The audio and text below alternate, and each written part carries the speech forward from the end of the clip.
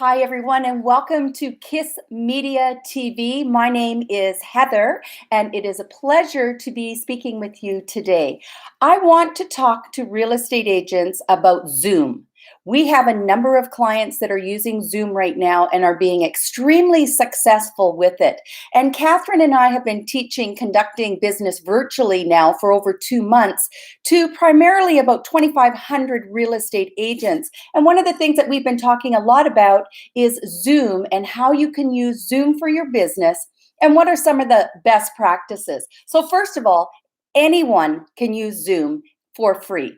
It is technology that is now available, and you don't have to be tech savvy, but you do need to understand a few things. And one of the wonderful things about utilizing Zoom for your real estate business is Zoom provides many tutorials on how to use their products, whether it's free or if you have to upgrade. Not only can you use Zoom just to have a private meeting or a business meeting or get together with your team privately, but you can also have a link that you can invite other people, and you can go live on your social media. I could go live on YouTube right now by using Zoom. I could go live on Facebook. But the best feature that I'm loving for my clients is that you can actually record your Zoom meetings, and then you can download them and have them on your computer to edit and to upload to your social media. So I'm going to go through all of these different scenarios to help you find new ways to market your business as a real estate agent while there's this pandemic going on all around the world. But here's the key. When everyone is back to whatever normal is going to be, you will have new tools available that you've learned during this time to set you apart from other real estate agents. And one of them is utilizing Zoom today for your business. Now, I have clients that are in their 40s. I'm in my 50s. I have clients in their 60s and 70s that are killing it using Zoom to conduct meetings, interviews, sell real estate, and the work. So I'm going to take this time right now to go over what the best practices is, but I'm going to start by giving you some ideas. And if you grab a pen and paper, you can write down these ideas, and by all means, go ahead and practice. Everything takes time to learn. We do understand that, but give yourself the vote of confidence to try one new thing. And here's my list that I've created of ideas that I see going on right now with real estate agents. And the very first one is to conduct interviews with other professionals in your industry. So what you would do is you would set up a Zoom meeting and you would send the link to the other person that you're going to interview. So I would suggest that you make a list of maybe 10 different people that you could interview during this process. And get out your calendar, pick a date and a time, confer with that person that that time works for them as well, and then go ahead and start your first Zoom meeting. So ideas could be you want to, number one, interview a lawyer in regards to what are some of the finer details that are happening right now with closing deals. I know that a lot of buyers are very concerned about this, but so are a lot of sellers. So anyone that's actually in the business right now to sell their home is going to really appreciate this advice that's coming from actually a lawyer. Once again, when people are borrowing money from the bank to finance a purchase of their property, they probably would love to talk to a mortgage broker. So if you interviewed a mortgage broker with what's going on right now as far as things that people need to know right up till the closing date, that's a really valuable piece of information. Number three, how about interviewing people that have already sold their home? What was the process like? What were the things that happened that helped make that deal turn into a reality?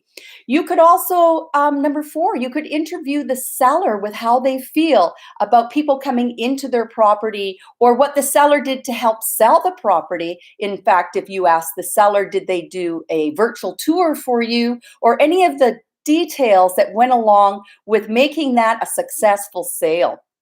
You could have a home inspector doing an interview with you about what's going on right now. So we've got a lawyer, we have a mortgage broker, we've involved the seller, we've got a home inspector. How about someone to stage the property if it's vacant, or to just get the property to look its best when you're about to do a virtual tour of the property? Other real estate agents in other markets. What's happening in these other cities right now? So you know where you live. How about interviewing outside of your province or your state and having a really interesting conversation? Also, right now it's springtime, but summer vacation cottage time is coming up.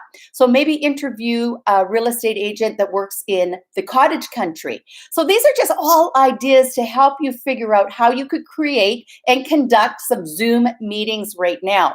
Also, market evaluations. You could be giving market updates, market evaluations, and anything to do with what's happening in the real estate market by utilizing Zoom to do this.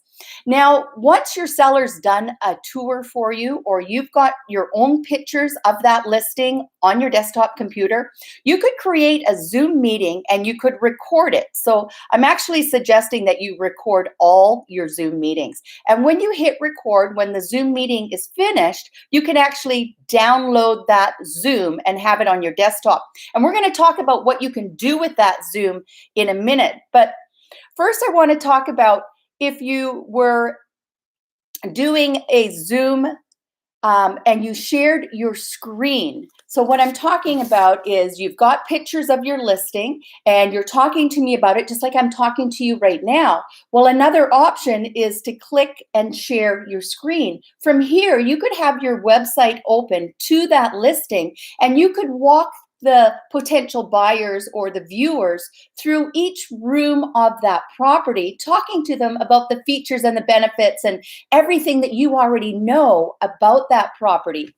You could then take that video, because it's recorded and sitting on your desktop computer, you could upload it to YouTube perhaps. You could upload it to your Facebook business page.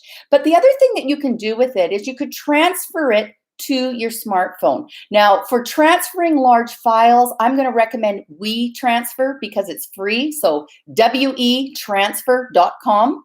And you can send really large files to other people, especially the people you're interviewing, to get them to share the content. But also you could send it to your phone. And I actually airdrop all of my large videos from my desktop computer to my smartphone. And when I get them onto my smartphone, I open up an app called InShot. InShot gives me the opportunity to take that video and to change that video into different formats and or ratios. So for example, if I was using that video on Instagram, I want the 4.5 ratio. It's the nice, perfect ratio that is good for IGTV. Now, the reason I'm telling you this is because a video that's longer than 1 minute cannot be uploaded to your Instagram account. What you have to do is you would have to download IGTV as an app and transfer that file that's in horizontal or landscape form, which is really good for Facebook or YouTube, but it's not good for Instagram. So I use an app, and I'm going to put a link to a video showing how to use that app in the comment section. But I transfer that video to InShot. It is from InShot that I can change the format so it would fit IGTV. I can also put a background on because of Zoom, you get a black background. Yes, I know you can use Zoom and put other backgrounds in, but I'm talking about when it comes off. So the other thing that happens when I finish doing the InShot and I've changed it and I've fixed my background, it sits on my smartphone. It's really simple just to upload it to the IGTV app right from there. And you give it a title, you can add it to a series if you want, and you give it a really good description, and then you can put it out on your IGTV, and it showcases as a post, and then it asks the viewers if they want to watch the rest of the video on their IGTV. So this is a tremendous way to multi-purpose your content that you're creating using Zoom. Now, the other thing that I want to say about Zoom is when you download it and you have the recording, the first frame is actually black. So you have to edit out the first few seconds until you can see your face and the black is gone. So a tip for using Zoom is before you get started, let the recording start with a nice smile and then go ahead and start talking. Don't start talking right away because it's really hard to edit that black off of the Zoom. So I've talked about using Zoom to do interviews with other professionals. I've actually given you 10 ideas. I'm going to zip through them here. So one is make a market update, what's happening in the real estate market or what's happening within your community. Number 2, think of professionals that you've worked with in the past and ask them to do a Zoom interview with you.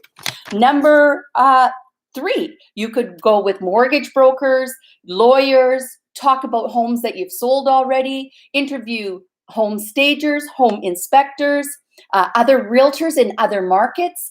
You could interview summer home vacation rentals or sales in other areas that are all summer vacation homes. You could look at tours of your own listings, or maybe someone else in your office. If you don't have a listing, you could ask them if you could do a Zoom presentation of their listing.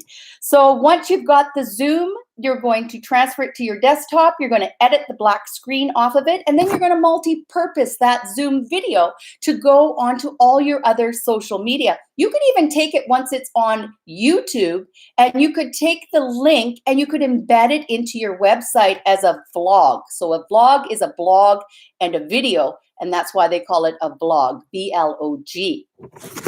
And you could have a little write-up about it. Let's see if I've told you everything. Yes, so those are my best practices that I'm doing right now. I have several clients. We've probably done close to 300 Zoom interviews where we've downloaded them and we've put them out on different social media. And they've turned out to be really valuable. You're adding relevant content for what your business is, as well as you're keeping a heartbeat on your business during this quieter time. And you're learning now how to do something new that you can put into your toolkit when you're doing a market evaluation. Mr. Seller, I also do Zoom interviews, Zoom videos, and it just makes you look so much more professional. And I know from my clients that I've been working with, helping them with these Zooms, the sellers are really impressed that the realtors are going over and beyond to try something new. So these are Zoom ideas. Zoom is on fire. There are other platforms that are similar to Zoom.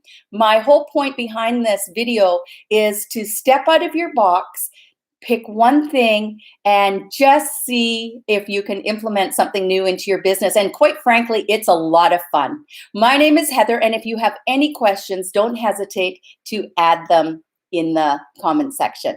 Remember, everyone, let's keep it simple.